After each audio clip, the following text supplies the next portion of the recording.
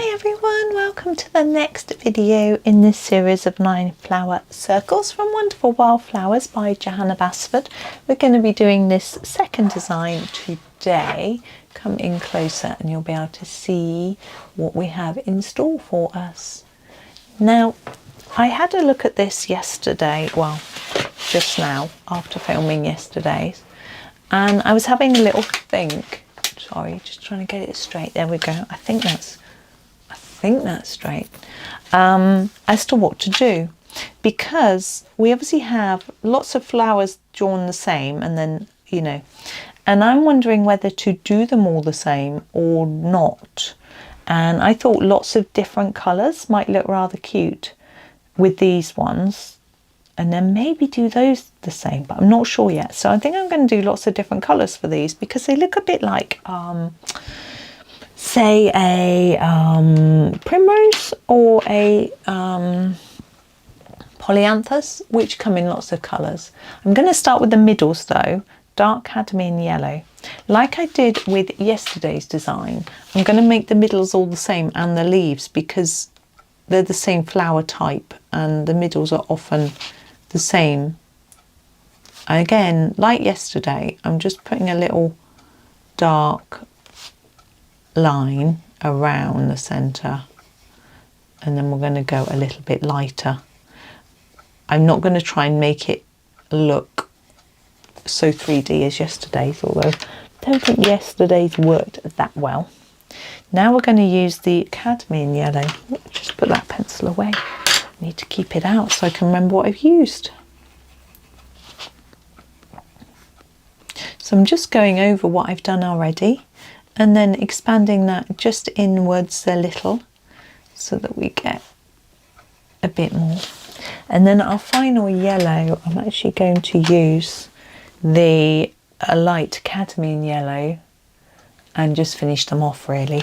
I'm not going to leave any white in the middle like I did yesterday. These are going to be a little bit different.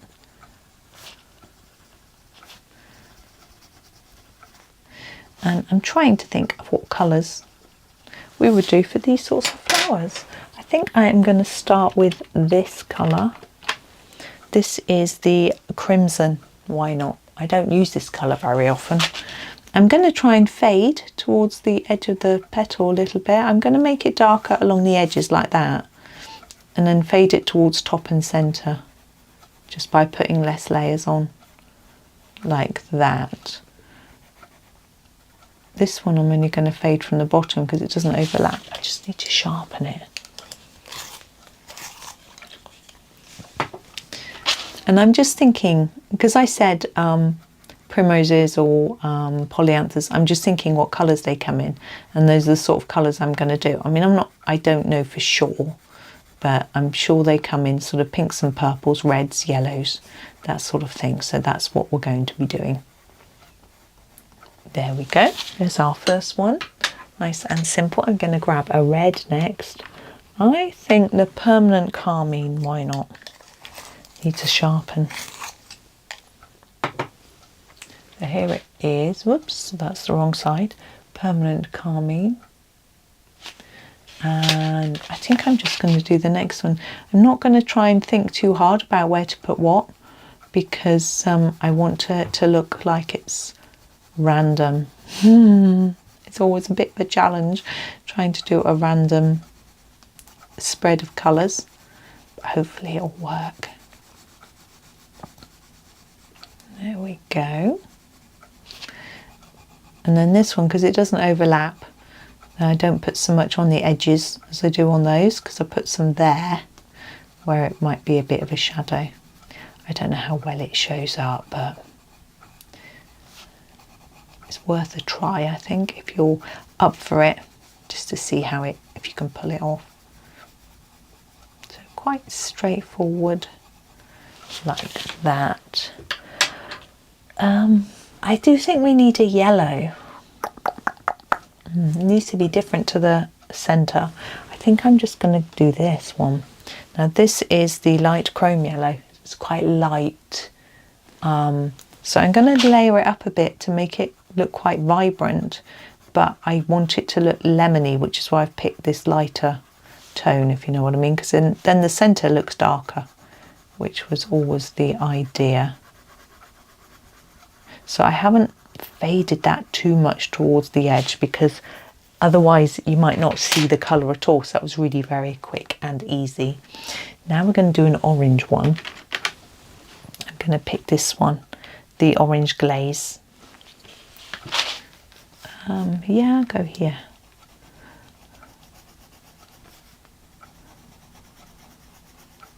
Again, just fading to the edge gently. And this one up the sides a bit as well. Fading towards the middle and edge. There we go. Last one there. Now we need a sort of dark purple. I think I'm going to use the mauve.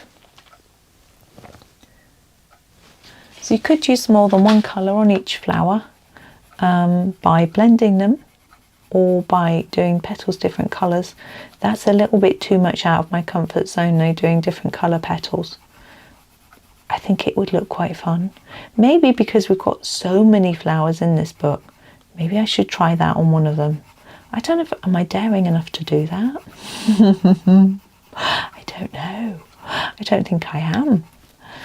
Anyways, we'll see. I try and decide whether to pop out for a walk in a bit. My neighbour's asked me to stay in for a parcel, which is fine because she knows I'm working here. So, but after that I might pop out, but I'm not sure. Now I want to do a pink, but I'm going to avoid the pinks that I did yesterday just because it's right next to it. So I'm going to use the light magenta. I know we've done a sort of purpley pink up here, but this, the crimson light magenta down here, I feel it needs another one because it's flowers, you know. And I could have used a carmine, but I think it was a little bit too similar to the red. And as I'm doing this one, I am pondering hard, what am I going to do for my last one? I'm not going to do blue. I've decided that our bells are going to be blue. So what to do? What to do? I'll have a little look in my pencil tin in a minute. Think about the colours. We could do a different red, a darker reddy orange. We could do a different shade of red, like the pompion. We could do a different shade of pink, like this sort of salmon or coral. None of these are exciting me. We could do like a red. Oh yeah, let's do that. Let's do the red violet. It's very dark. That'll be a bit different. Here we go. Red violet. I know it's right next to a pink, but why not?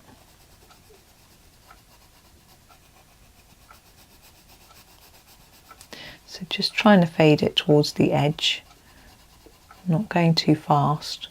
If you go fast, I mean, I do go fast, obviously, but if you go too fast, it's harder to get that shading working because you tend to, it can be too easy to either just press too lightly or too hard without just thinking about that, you know, doing less layers and pressing a little bit more gently towards the edge. There we go.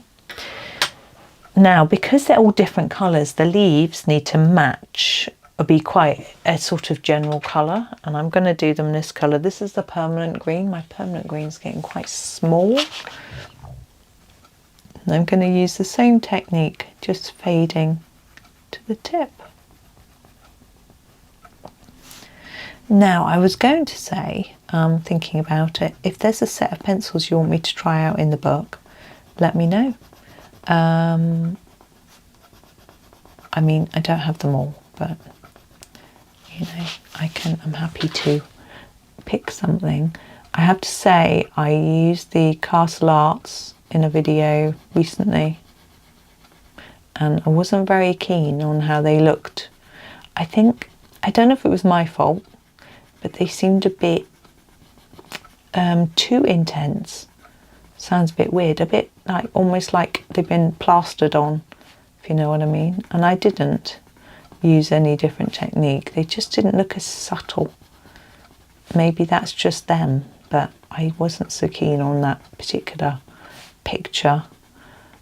But I have used them in other Johanna books and liked them, so maybe I just picked bold colours and maybe that was my mistake, I don't know. But I think I used the soft touch, I'm trying to remember. I haven't tried the gold yet, so I will do, but not... I just looked at this picture where I've forgotten a flower and thought I wanted to do it in Polychromos because there was so much going on. I wanted pencils that I was familiar with. What colour are we going to do that one? I'm not going to leave it white. I think I might do an orangey red. I think it'll really pop next to that purple. So in a second I will pick, I think, the dark cadmium orange. What did we used the orange glaze for? Maybe we're better off going for the light cadmium red because it's very orangey. Hopefully it won't look too samey to this one.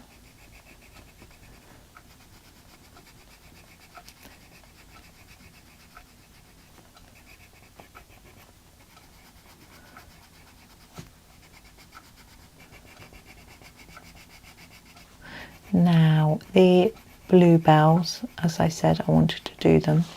What I'm going to do is grab my sky blue. I always find it odd that that's one word, sky blue. Surely it's two words. I don't know. And I'm going to do each gently. I'm not going to do any shading or anything. I'm going to try to make it even. I'm not very good at doing that, so I'm just going to try my best. I've forgotten a leaf. Well, I haven't done the ones on these either. I will get back to it.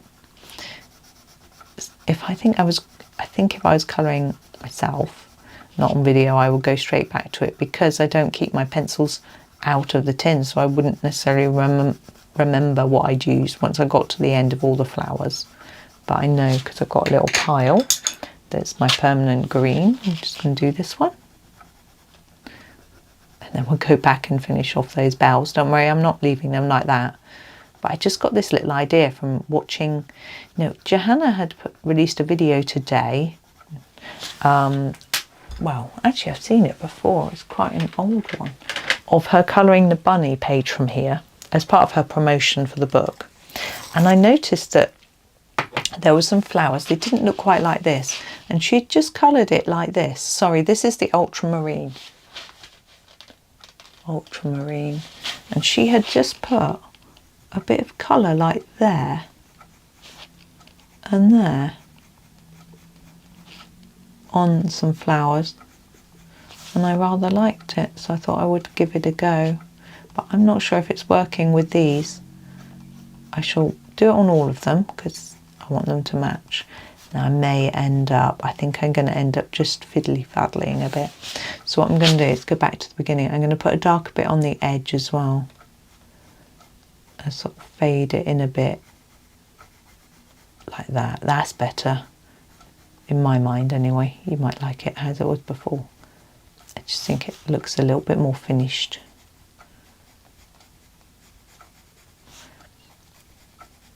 And then we've got to do the little leaves. What colour, I wonder? I'm thinking maybe a bluey green to go with the bluey green flowers, but that one's come out quite well. But I don't want like a artificial, because I think the phthalo and that, the emerald, they look a bit artificial with regards to flower colour, leaf colour, sorry. What am I saying? But I could use the juniper green actually. That one I prefer. And it's slightly bluey. Here it is. Juniper green. And I'm going to try and fade it to the tip a little bit. And while I'm doing this, I'm thinking about white pen. I'm definitely going to get some. Now, primroses / polyanthers don't have white dots on them, but mine will. There we go. So here it is, the Jelly Roll 10. And I'm going to put some around, let's hold the page flat, around the centre there where the line is for the edge of the yellowy centre. They'll show up better on the darker ones. The yellow one's not going to really show up. So I'm basically making it look like that by putting like little seeds around.